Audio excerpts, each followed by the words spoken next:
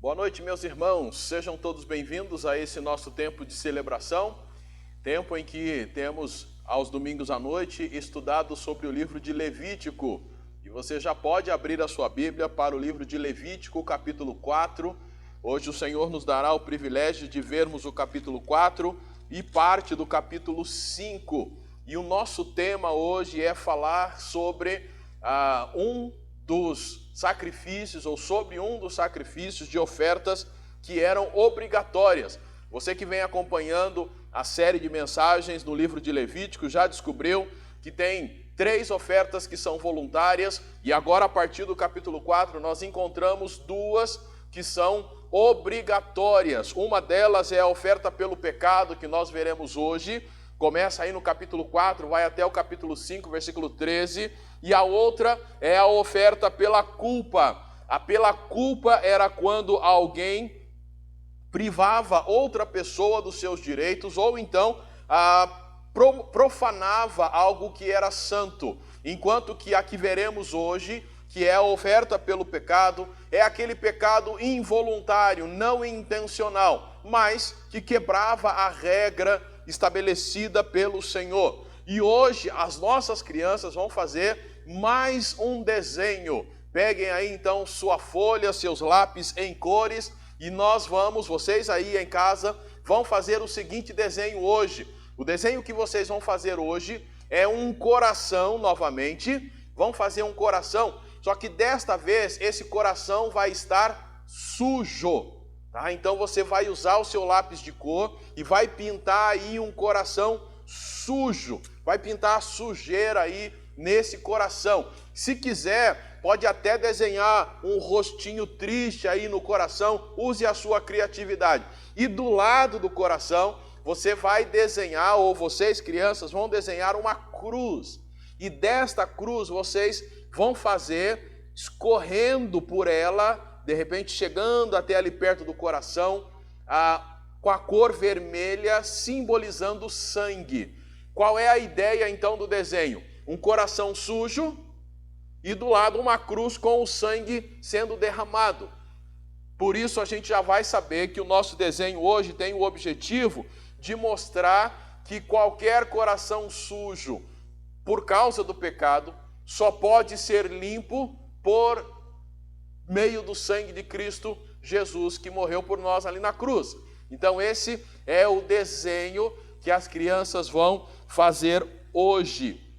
E quando a gente olha então para o capítulo 4, logo de início, nós já vemos o assunto que ele está falando. Você está aí com a sua Bíblia aberta, então acompanhe. Aí diz o seguinte: o Senhor disse a Moisés: fala aos israelitas, se alguém pecar por ignorância, fazendo qualquer coisa que o Senhor proibiu. E aí ele vai continuar. Mas o começo do capítulo então já deixa claro que o assunto é pecado.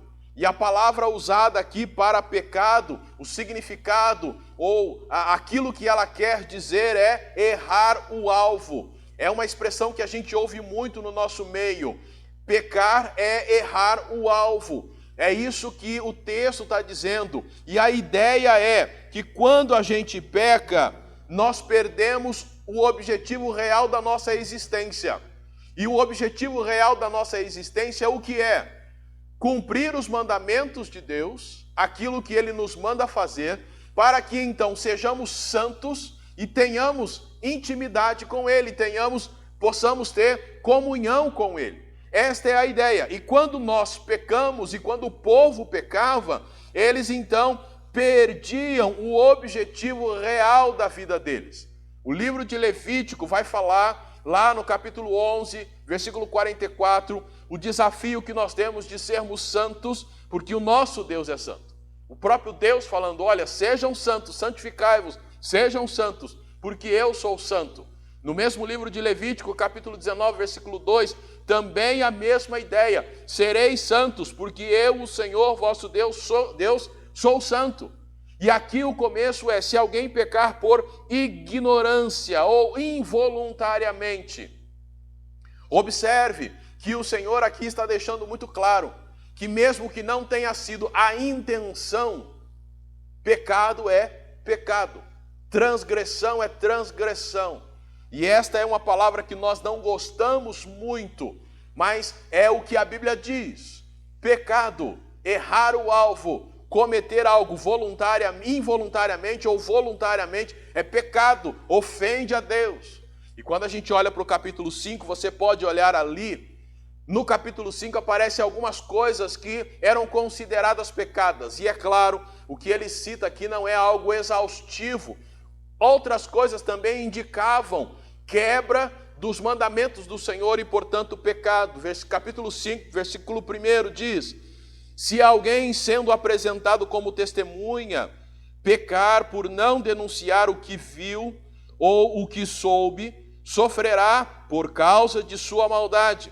Se alguém tocar alguma coisa impura, seja cadáver de animal selvagem impuro, seja cadáver de gado impuro, seja cadáver de animal que rasteja impuro, mesmo que o faça sem perceber, ficará impuro. Se alguém sem perceber tocar a impureza de um homem, seja qual for a impureza com que este se tornar impuro, quando o souber, será culpado.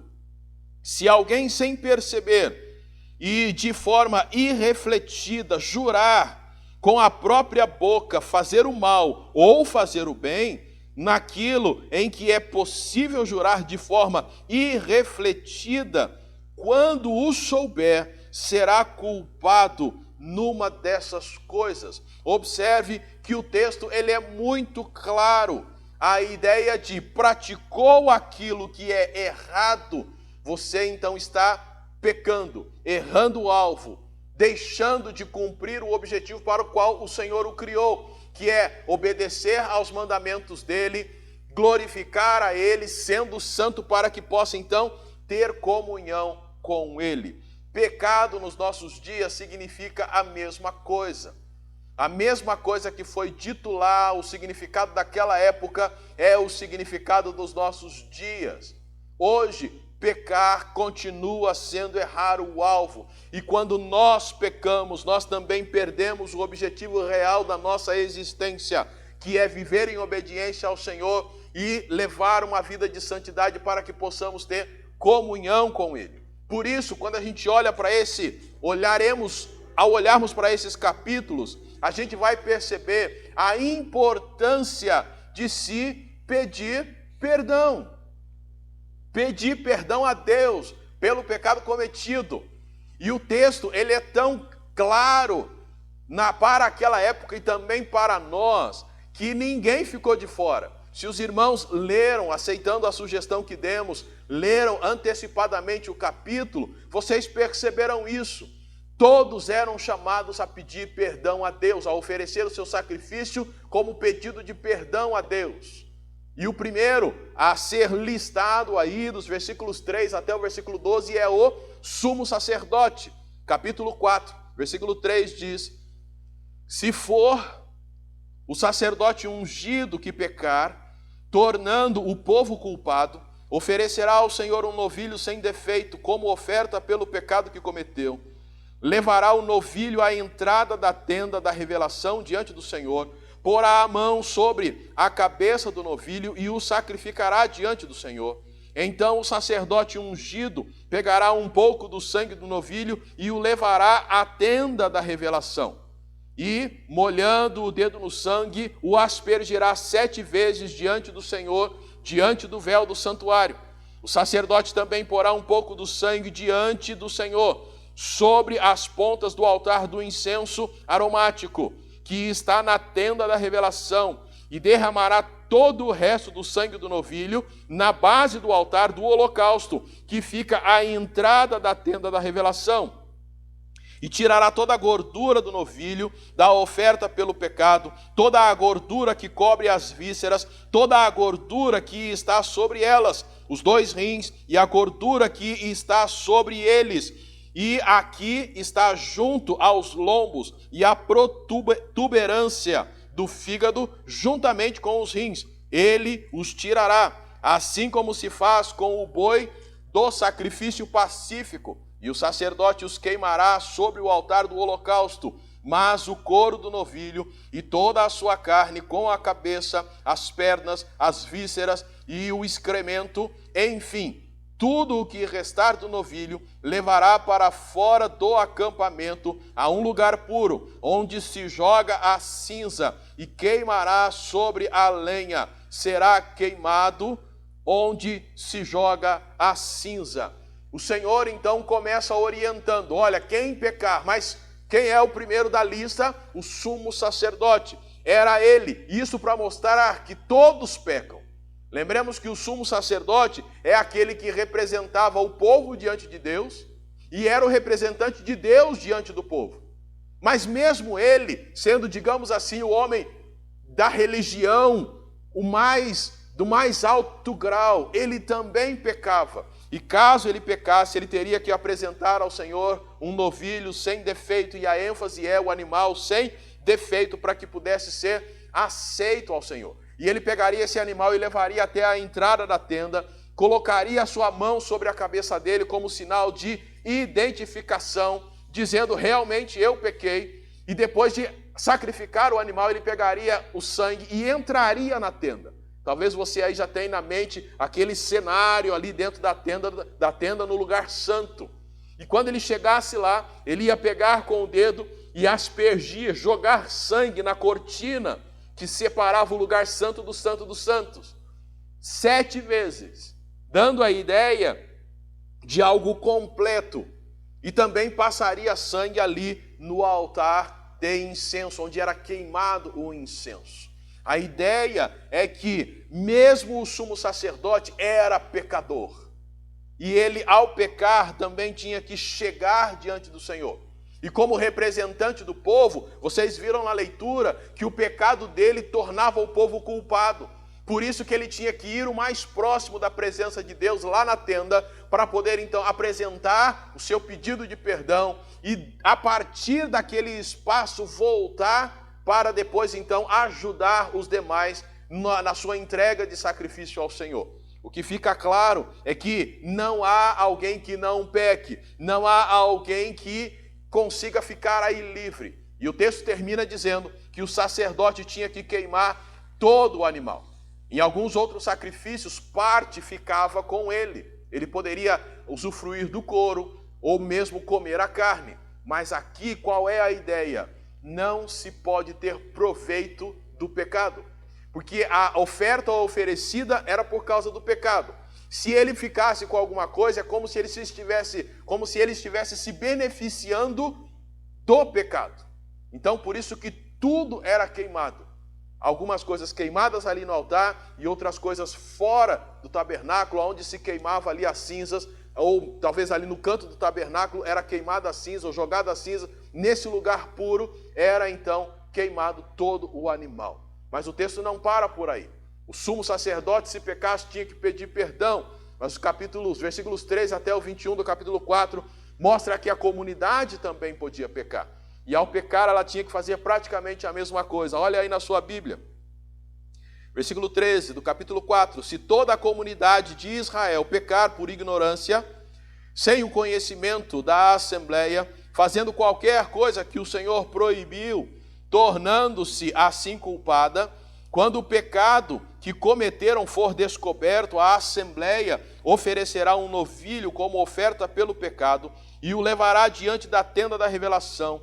Os sacerdotes, ou melhor dizendo, os anciãos da comunidade, porão a mão sobre a cabeça do novilho diante do Senhor, e o novilho será sacrificado diante do Senhor. Então o sacerdote ungido levará um pouco do sangue do novilho à tenda da revelação. O sacerdote molhará o dedo no sangue e o aspergirá 7 vezes diante do Senhor, diante do véu, e porá um pouco do sangue sobre as pontas do altar que está diante do Senhor na tenda da revelação, e derramará todo o resto do sangue na base do altar do holocausto que fica à entrada da tenda da revelação. Tirará dele toda a sua gordura e a queimará sobre o altar. Fará com este como fez com o novilho da oferta pelo pecado, e o sacerdote fará expiação por eles e serão perdoados.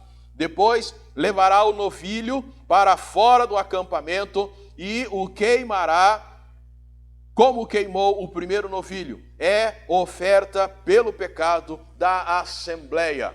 O pecado é um vírus que contagia, e aqui no caso, contagiou toda a comunidade. O que eles deveriam fazer? Procedimento praticamente semelhante. O que destaca aqui é que os anciãos da comunidade é quem iriam até lá levando os animais para o sacrifício, e eles representariam o povo, colocando a mão sobre a cabeça e ali identificando-se com aquele animal que estava sendo morto no lugar deles.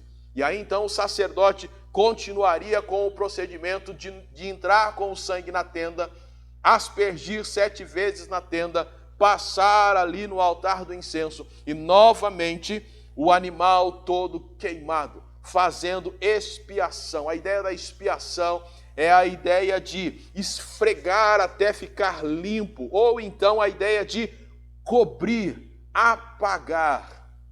É isso que aquele sangue derramado simbolizava. E o sangue que restava era jogado naquele altar da entrada do tabernáculo, que a gente, assim que entra pelo portão principal, já tem aquele primeiro altar ali. Era desta maneira que acontecia. E de novo, o pecado é algo que precisa ser confessado.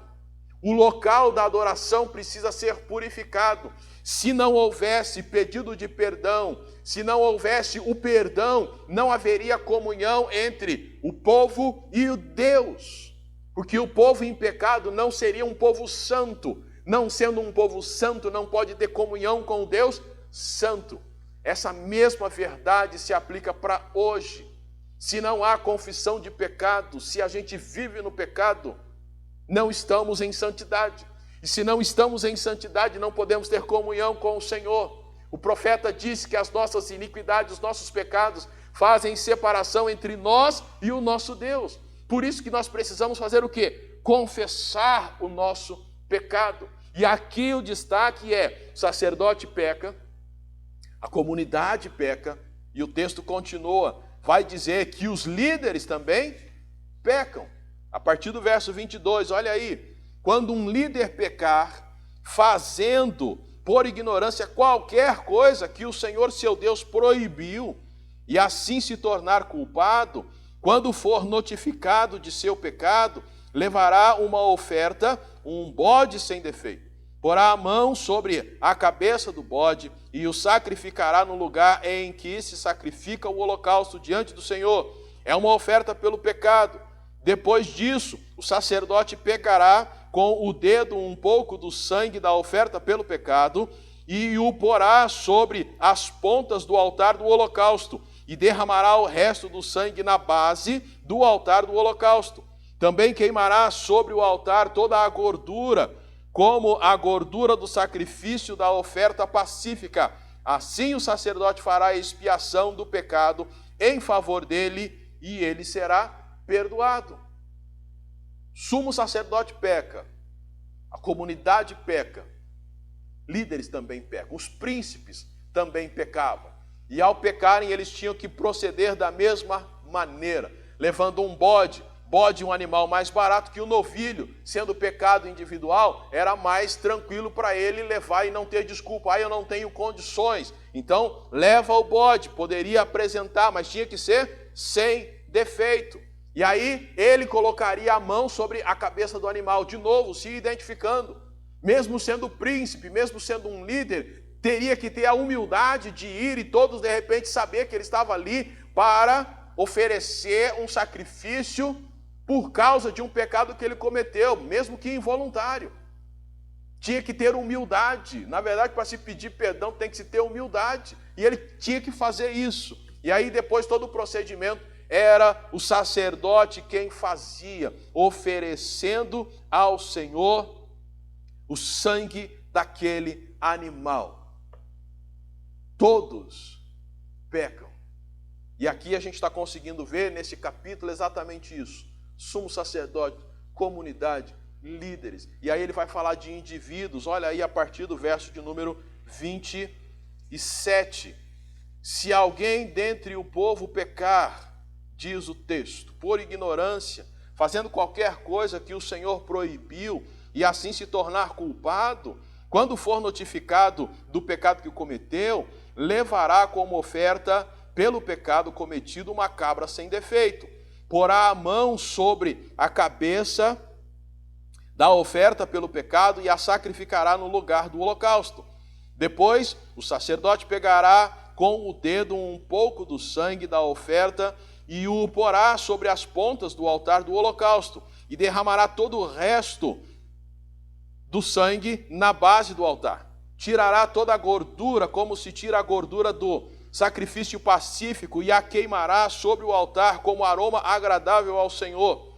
Assim, o sacerdote fará expiação em favor dele, e ele será perdoado. Se trouxer uma ovelha como oferta pelo pecado, deverá trazê-la sem defeito. Porá a mão sobre a cabeça da oferta pelo pecado e a sacrificará como oferta pelo pecado no lugar em que se sacrifica o holocausto. Depois o sacerdote pegará com o dedo um pouco do sangue da oferta pelo pecado e o porá sobre as pontas do altar do holocausto e derramará todo o resto do sangue da oferta na base do altar. Tirará toda a gordura, como se tira a gordura do cordeiro do sacrifício pacífico, e a queimará sobre o altar em cima das ofertas queimadas do Senhor. Assim, o sacerdote fará em favor dele expiação do pecado que cometeu, e ele será perdoado. Agora é uma pessoa, digamos assim, uma pessoa comum. E aí, por isso que tem as duas opções aí de animais, que eram animais mais baratos, não tendo um, podia ser o outro. Mas a regra era a mesma, sem defeito. E observe que agora, ele depois de ter feito todo o procedimento, colocado a mão, matado o animal, o sacerdote vindo, pegado o sangue do animal, colocado ali no altar do sacrifício, que é aquele que ficava logo na entrada. Observe que agora, nem o pecado dele, nem o dos líderes, nestes pecados o sacerdote não vai para dentro da tenda, como foi quando foi a situação dele e foi a situação da comunidade, porque já havia ido. Então, uma vez que fez isso pela comunidade, já está incluso os pecados individuais. E agora, ele então oferece ao Senhor aquilo que está dentro da sua possibilidade. Mas qual é o foco principal? Todos pecam e todos precisam pedir perdão. Outra coisa a ser destacada, se os irmãos perceberam, e já destacamos isso em outras mensagens, o procedimento para o sacerdote, para a comunidade, para o líder, para o indivíduo é igual. Praticamente é a mesma coisa, muda um detalhe ou outro, tipo de animal, mas o procedimento é o mesmo. Talvez isso para ajudar-nos a pensar que pecado é pecado. Não existe pecadinho e pecadão. O que existe são consequências diferentes para pecado. Então, determinado pecado traz um tipo de consequência. Determinado outro pecado traz outro tipo de consequência, mas para Deus, pecado é pecado. Por isso, de maneira muito sábia, o Senhor mostra através de o que fazer, como oferecer a oferta. Ele está dizendo assim, olha, é tudo igual. Perante Deus, pecado é pecado. Não existe mentirinha e mentirona. A consequência pode ser diferença, mas diante de Deus, pecado é pecado. Por isso que todo o procedimento é igual. Então, quando você peca, não adianta você olhar para o lado e falar assim, mas o fulano fez algo pior do que eu. Não, perante Deus, vocês pecaram. E como já, olhando para o Novo Testamento, estão separados da glória de Deus, porque Deus não tem comunhão com o pecado. Aonde há impureza, o Senhor não está ali. Por isso, meu irmão, nosso desafio é confessarmos o nosso pecado. O sistema sacrificial já cessou, porque Cristo já veio. Cristo é o sacrifício perfeito. E uma vez que ele se sacrificou por nós, hoje não precisamos mais levar um animal para pedir perdão a Deus. Precisamos confessar o nosso pecado a Deus, por meio de Jesus. 1 de João, capítulo 1, versículo 9, texto muito conhecido. Se confessarmos os nossos pecados, Ele é fiel e justo para nos perdoar os pecados e nos purificar de toda a injustiça. Nós precisamos confessar o nosso pecado. Mas para terminar, a gente tem o último, não necessariamente a última categoria, mas o Senhor é bem detalhista. E Ele fala se o pobre pecar. E se o pobre pecar?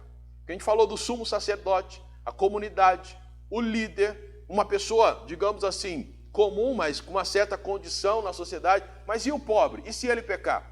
Capítulo 5 começa com aquela lista falando dos vários tipos de pecado. A partir do versículo 5, então, nós encontramos o seguinte: quem for culpado numa dessas coisas, deverá confessar aquilo em que tiver pecado. E como oferta pela culpa, levará ao Senhor uma fêmea de gado ovino ou caprino, uma cordeira ou uma cabrita, como oferta pelo pecado que cometeu, e o sacerdote fará expiação do pecado em favor dele. Mas, se não tiver recursos para oferecer gado ovino ou caprino, então levará ao Senhor como oferta pela culpa, por aquilo em que tiver pecado, 2 rolinhas ou 2 pombinhos.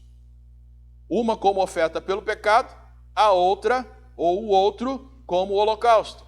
Ele os levará ao sacerdote, que oferecerá primeiro o que for oferta pelo pecado, destroncando com a unha a cabeça junto ao pescoço, mas sem arrancá-la, e aspergirá um pouco do sangue da oferta pelo pecado na parede do altar, e o que dele restar deixará escorrer na base do altar. É uma oferta pelo pecado. Com a outra ave fará holocausto conforme a regra. Assim, em favor dele, o sacerdote fará expiação pelo pecado que cometeu, e ele será perdoado. Mas, se não tiver recursos para oferecer nem 2 rolinhas, nem ou 2 pombinhos, então levará uma 10ª parte de um efa da melhor farinha, como oferta por aquilo em que tiver pecado. Não lhe derramará azeite, nem acrescentará incenso, porque é uma oferta pelo pecado. Então, ou melhor, lendo, ele a levará ao sacerdote, que pegará um punhado dela como memorial da oferta e queimará sobre o altar em cima das ofertas queimadas ao Senhor. É uma oferta pelo pecado.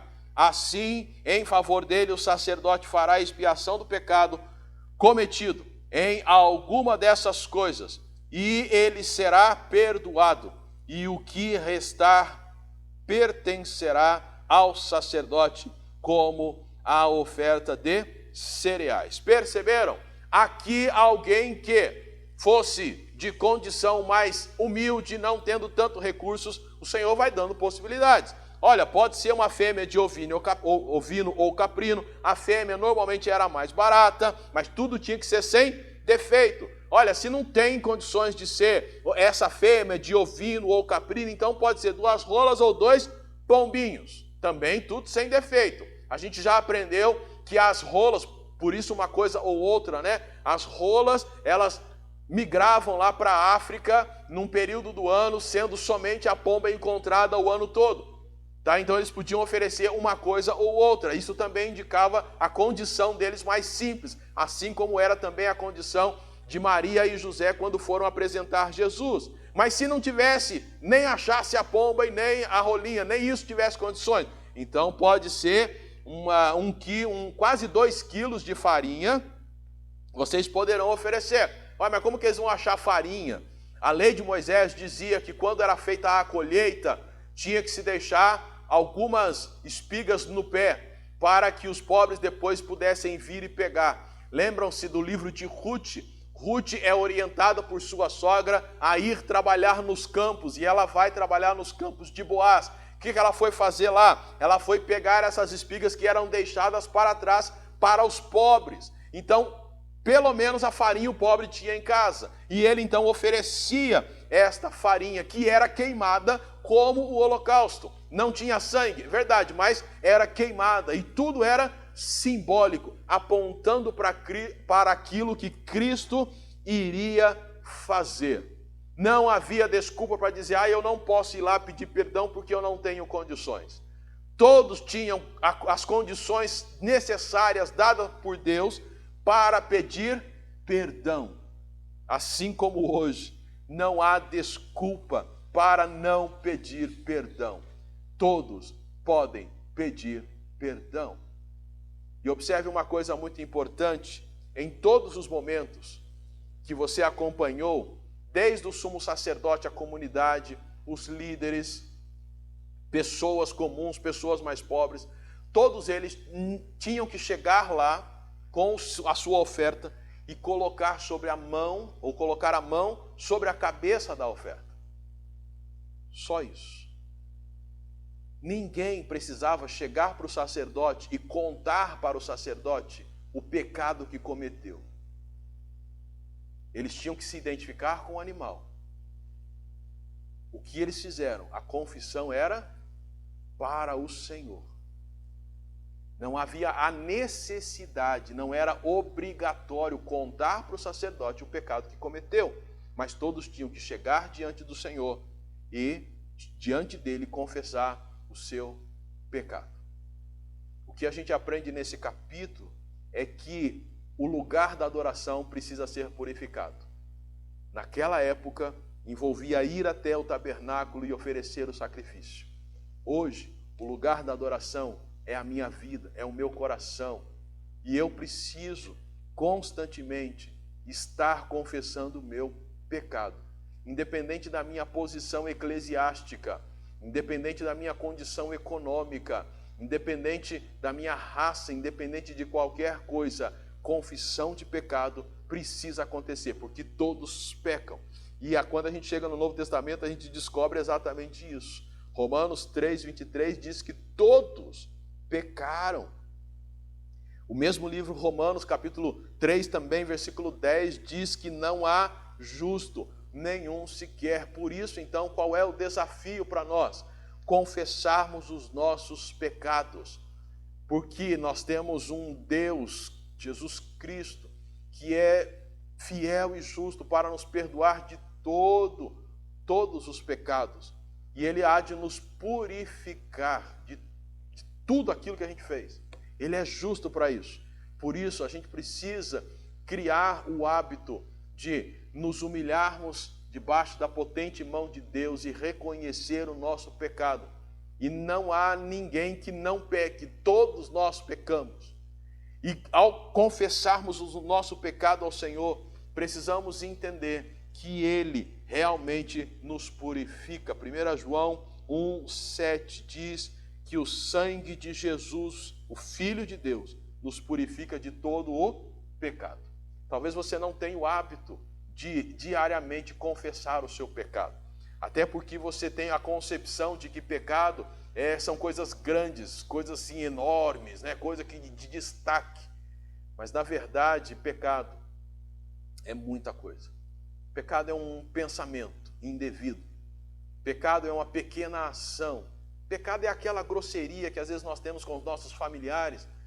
Está tão acostumado a viver ali que vive dando patada em todo mundo. Pecado é aquele pensamento torto, irritadiço contra um colega de trabalho, contra um chefe de seção, contra um patrão, contra um empregado. Pecado é quando a gente desobedece às leis que foram instituídas pelas autoridades. Né? Quantas vezes a gente fica aí dirigindo e falando ao celular e a lei diz que isso é errado, que não pode, é uma contravenção, e você deliberadamente faz isso. Você não está só desobedecendo a lei dos homens, mas você está pecando contra Deus. E assim você pode ir somando um monte de outras coisas que a lei diz, não faça isso, e você está desobedecendo. Nós precisamos chegar diante de Deus e falar, Senhor, me perdoa.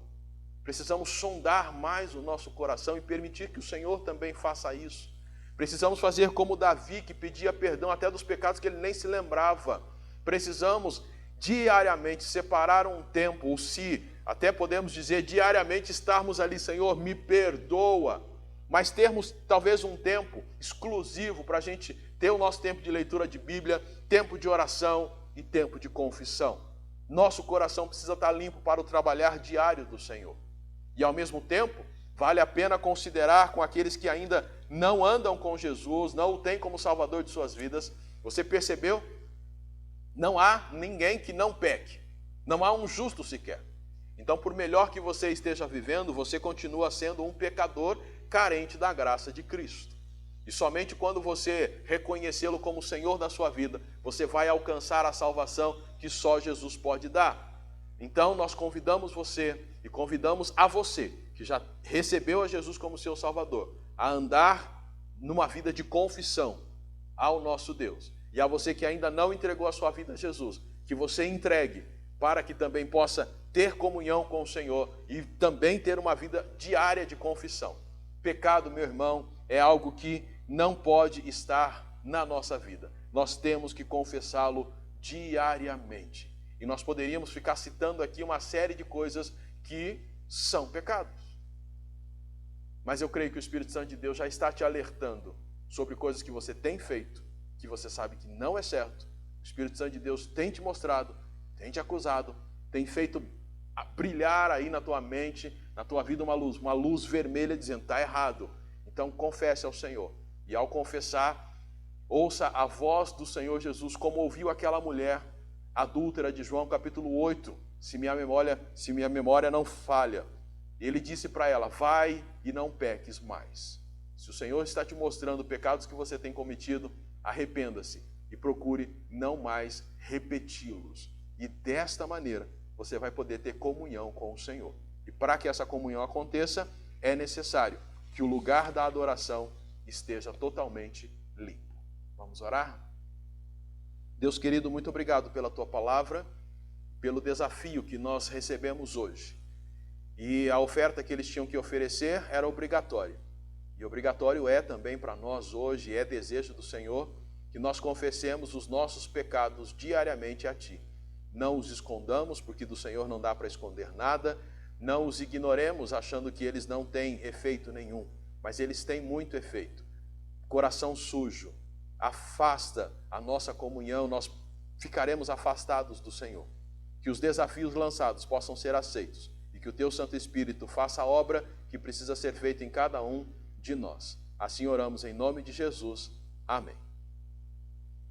Crianças, mandem o desenho para o grupo do WhatsApp da igreja. Você que quiser pode mandar uma canção, um versículo bíblico, um boa noite. Vamos ter o nosso tempo de comunhão e todos são convidados a participar desse tempo. Desejamos a você e a sua família um final de semana, e na verdade uma semana abençoada no nome de Cristo Jesus. Que Deus os abençoe. Fiquem todos na paz do Senhor.